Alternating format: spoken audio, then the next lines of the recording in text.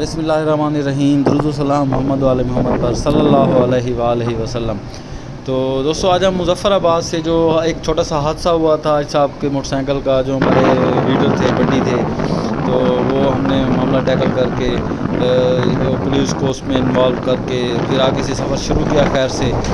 तो ये तीसरा दिन हमारा शुरू हो चुका था। असल में बेसिकली ये मुज़फ़्फ़राबाद से गुज़रगाह थी, लेकिन हमें मजबूरन रात गुजारनी पड़ी। ये अब मुज़फ़्फ़राबाद से गढ़ी हबीबुल्ला जो कि तकरीबन बालाकोट के करीब जाके निकलता है, ये वो रास्ता है। तो अभी बाइक की चाबी बनवानी थी, तो हम सब लोग यहाँ एक मकाम पे थोड़ी सी देर रुके ताकि पीछे वाले साथी जो थे वो आ जाएं यहाँ तक, फिर आगे से सफ़र का आगाज़ किया जाए। ये मुज़फ़्फ़राबाद से गढ़ी हबीबुल्ला का जो रोड है, रोड अच्छा है, पहाड़ी सफ़र है, ख़्याल से चलना चाहिए। इस पर एहतियात ज़रूरी है। आप कार पे हों या किसी बड़ी गाड़ी पे हों या मोटरसाइकिल पे हों, तो एहतियात लाजमी है। स्पीड भी नॉर्मल रखें और हमेशा अपनी साइड पे रहें। ये बात याद रखें, हमेशा अपनी साइड पे रहें। आपने ओवरटेक कभी भी दूसरी साइड से नहीं करना, पता नहीं चलता आ जाते हैं ये लोग। ये दोस्त याद साहब थे, इनके एक्सीडेंट मैंने आपको दिखाया, ये रगड़ें आई हुई हैं, इनको चोटें आई हुई हैं। ये थे, इनका एक्सीडेंट हुआ था और अल्लाह ताला ने इनको सेहत दी, ज़िंदगी दी। और ये हमारे हाफिज़ साहब थे, ये दो सीनियर बाइकर हैं हमारे साथ बुज़ुर्ग। ये अल्ताफ़ भाई हैं, ये भी काफ़ी अरसे से बाइकिंग कर रहे हैं अपने शौक़ से। सब के पास गाड़ियाँ भी हैं माशाल्लाह, अच्छी अच्छी गाड़ियाँ हैं, मेरे पास भी है। तो लेकिन बाइकिंग एक शौक़ है, इस वजह से ये लोग बाइक पे ही ट्रिप करते हैं। तो मैं भी इस साल इनके साथ हो लिया। ये मुज़फ़्फ़राबाद शहर है, वो सामने आपको पुल नज़र आ रहा है जो सऊदी अरब ने इनको गिफ्ट किया था, और बाकी शहर दरिया के अतराफ़ में बना हुआ है। काफ़ी गुंजान आबाद शहर है, इसमें 2-3 दरिया आके मिलते हैं, फिर आगे चलते हैं। ये हमारी बाइक लाइन अप थी, एक मस्जिद था, एक बैठने का पॉइंट था, उसके साथ हम लोग कुछ देर के लिए रुक गए। तो खैर ये सफ़र यूं ही चलता रहा। इसमें जो ज़रूरी बात बताने की आपको यही थी कि हादसा कभी किसी वक्त कहीं भी पेश आ सकता है, तो अपने साथी को ना छोड़ें और कोशिश करें, अगर ज़्यादा मसला नहीं तो अपने ट्रिप को इंसान क्योंकि सालों में एक आध दफ़ा निकलता है तो उसे मुकम्मल करें। ये आज साहब का हौसला था कि अगर वो ट्रिप ख़त्म करते तो हम भी डेफिनेटली ख़त्म करते। तो हमने कोशिश की कि इसको कंटिन्यू किया जाए। उनकी इजाज़त के बाद और उनकी मशवरे के बाद उन्होंने ख़ुद ही कहा कि इस ट्रिप को मुकम्मल करेंगे। मुज़फ़्फ़राबाद आपने देखा, ये कोई इतना ठंडा शहर नहीं, गर्म शहर है। यहाँ के लोग बहुत ज़्यादा तासुब पसंद हैं कि आप पाकिस्तानी हो, हम कश्मीरी हैं। अभी थोड़ी सी बात हुई एक कमरे पे, तो कहने लगे जी ये पाकिस्तानी खून नहीं कश्मीरी खून है, कमरे के मामले में थी। लेकिन खैर वो मामला फिर हमने सॉर्ट आउट कर लिया, इतना नहीं था। ये तमाम दोस्त, ये अर्शद सुरानी साहब थे, ये अल्ताफ़ भाई, ये बैठे हुए हैं, इंतज़ार कर रहे हैं। मैंने इनको वीडियो में लिया तो इन्होंने हैंड्स अप किए, मुझे बताया, और ये भी बताया कि हाफिज़ साहब कितना पुरजोश हैं, अब्दुल्ला भाई कितना पुरजोश हैं, और ये सईद भाई, ये कासिम गौरी भाई, ये साउथ अफ्रीका में होते हैं, लेकिन हमारे साथ तब छुट्टी पे जो आए, इन्होंने कहा मैं बाइक ट्रिप ही करूँगा।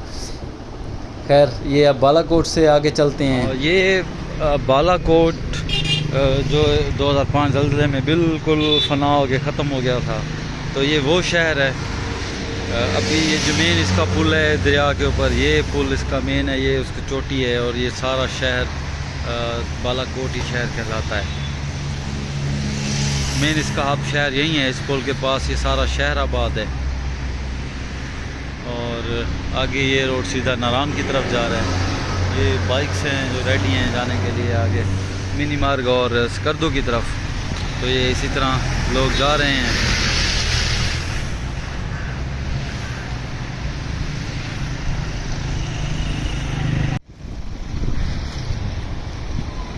ये वादी शोग्राम से आगे कागाम के पास एक पॉइंट है जहाँ आबशार से इन्होंने पाइप लगा के पानी भी निकाला हुआ है तो कुदरती, लेकिन आर्टिफिशियल तरीके से पानी आ रहा है इन पाइप्स के लिए। ये आबशार का पानी है ऊपर से। ये नारान के करीब इस तरह जब दरिया कुनहार शुरू होता है तो तकरीबन कागान से पहले का ये रास्ता है।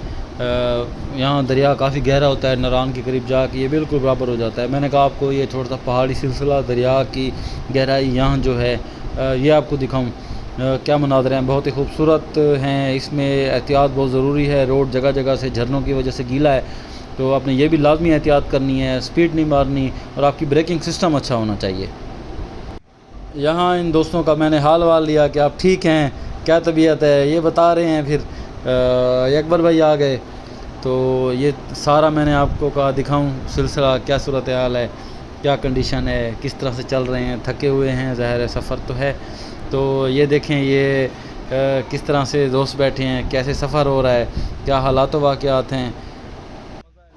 पीछे जो थोड़ा एक्सीडेंट हुआ रोड के बारे में वो हम डिस्कस कर रहे हैं, पानी के बारे में डिस्कस कर रहे हैं, और बाइक तो चेकिंग का मैं बता रहा हूँ, सफ़र का बता रहा हूँ, ये सारा कुछ। ये इसी तरह फिर हम चल पड़े दोबारा। ये इस तरह के झरने और रोड की ऐसी कैफियत है, गाड़ियों के लिए भी बाइक्स के लिए भी। इस पूरे ट्रिप में मैंने ये ज़रूरी समझा कि आपको रोड लाजमी दिखाए जाएँ, क्योंकि जितने भी यूट्यूबर्स हैं उन्होंने आपको प्लेस दिखाई, रोड और रास्ते का नहीं बताया। अब ये बालाकोट से नारान तक तकरीबन कमोबेश 4 घंटे लगते हैं बाइक पे या गाड़ी पे ज़्यादा भी लग सकते हैं, कहीं रश होता है, बाइक पे बंदा निकल जाता है। बाइक का सफ़र मैं आपको बता रहा हूँ 3 से 4 घंटे लगते हैं अगर बाइक चलती रहे। आप रुकते हैं तो वो टाइम एक्स्ट्रा है, कार भी अगर रुकती है तो वो टाइम एक्स्ट्रा है। ये हो ही नहीं सकता कि कार पे जाते हुए नारान आपको रश ना मिले। वो डेफिनेटली आप 5 से 6 घंटे बालाकोट से समझें, टाइम कम भी लग सकता है अगर आपको रश नहीं मिलता। तो रास्ते में ये कागान से थोड़ा सा पहले ये एक नदी है, यही नदी भी भरती है, बाद औक़ात भर जाती है, यहाँ से भी पुल टूटता है कभी कभार। इस साल भी ये हुआ मामला।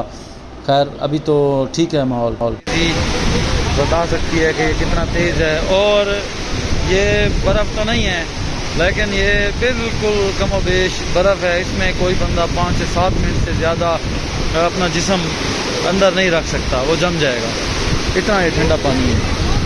क्योंकि करीब ही ग्लेशियर है, ताज़ा ये ग्लेशियर से पिघल के आता है। तो ये सूरत हाल है इसकी। बाकी ये दोस्त अब आप सारे यहाँ बैठे हुए हैं, बाइक चल रही हैं।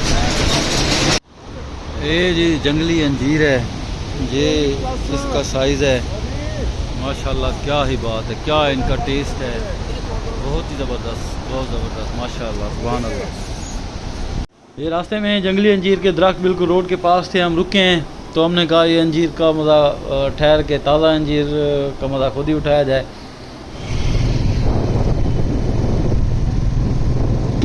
ये डैम साइड है जो अब नारांग के करीब डैम बन रहा है, टनल बनी है एक छोटी सी, तकरीबन 400-500 मीटर की टनल है। तो टनल में भी चलते हैं। ये बहुत अच्छा इक़दाम है, चाइनीज़ जो हैं वो बना रहे हैं। इधर ही थोड़ा सा पीछे उनकी रिहाइश है, तो यहाँ सिक्योरिटी के भी काफ़ी सारे मसाइल हैं। वीडियो तकरीबन नहीं बनाने दी जाती, रोका जाता है या कहीं अलाउ भी होती है। मुझे मौका मिला, मुझे किसी ने नहीं रोका, मैंने बना ली, वरना पीछे कहीं कहीं रोक भी रहे थे। तो ये टनल में एंटर होते हैं। मैंने कोशिश की कि आपको पूरी टनल दिखाई जाए ताकि जाते हुए आपको अंदाज़ा हो। यहाँ लाइट्स हैं गाड़ी की या बाइक की, लाइट ऑन करने की ज़रूरत नहीं। वैसे हमने की भी हैं सम टाइम, वैसे ज़रूरत नहीं पड़ती लाइट ऑन करने की। बिल्कुल इसमें अपनी लेन में रहना है। ओवरटेक गाड़ी ने तो बिल्कुल नहीं करना। बाइक ज़ाहिर है एक गाड़ी की जगह 2-3 बाइक्स आ सकती हैं। हमारे आगे डॉक्टर अब्दुल्ला साहब जा रहे हैं, ये BVH पावरपुर में चाइल्ड स्पेशलिस्ट हैं, लेकिन बाइक का शौक़ रखते हैं, हमारे साथ हो लिए। तो खैर ये अब टनल से तकरीबन 400 से 500 मीटर टनल हमने क्रॉस किया। ये नारांग के बिल्कुल करीब है। ये थोड़ा सा मैं आपको दिखाऊं कि डैम का एरिया है, यहाँ पानी स्टोर होता है और आगे फिर टरबाइन से निकल के ऐसे होल बने हुए, उनसे प्रेशर से निकल के टरबाइन चलाता है और फिर जनरेटर, और फिर इलेक्ट्रिसिटी जनरेट होती है, हाइड्रो इलेक्ट्रिसिटी। ये हम पंप पे पहुँचे हैं नारान। तो यहाँ पेट्रोल वैसे 276 था पीछे, यहाँ आके 279, 3-4 रुपये महंगा था, लेकिन हमने डलवाया, हमारी मजबूरी थी, टैंकी हमने फुल की। तमाम दोस्त यहाँ अब नारान पहुँचे हुए हैं। हमने कहा यहाँ इकट्ठे होंगे, फिर नारान से आगे चलेंगे। हमारा इरादा था बेसर या बटाकुंडी रहने का, तो हम जहाँ तक पहुँच सकेंगे रहेंगे। फिर हुआ ये कि चलते रहे, आगे देखते हैं। ये झरने आबशार हैं माशाल्लाह, बहुत खूबसूरत।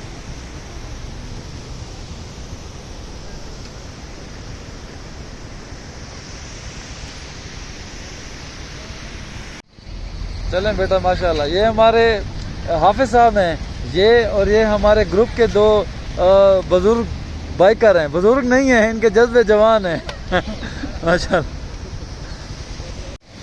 इस तरह के वाटर क्राफ्ट काफ़ी आते हैं। इसमें आपने बिल्कुल एहतियात करनी है, स्पीड नहीं लगानी और पाँव करीब करीब रखने हैं। बाइक में, गाड़ी में भी करीब तरीन होकर गुजरना है। ये अब तकरीबन मनारान से आगे हम एक जगह पहुँचे, हमने सोचा कि यहाँ स्टे किया जाए।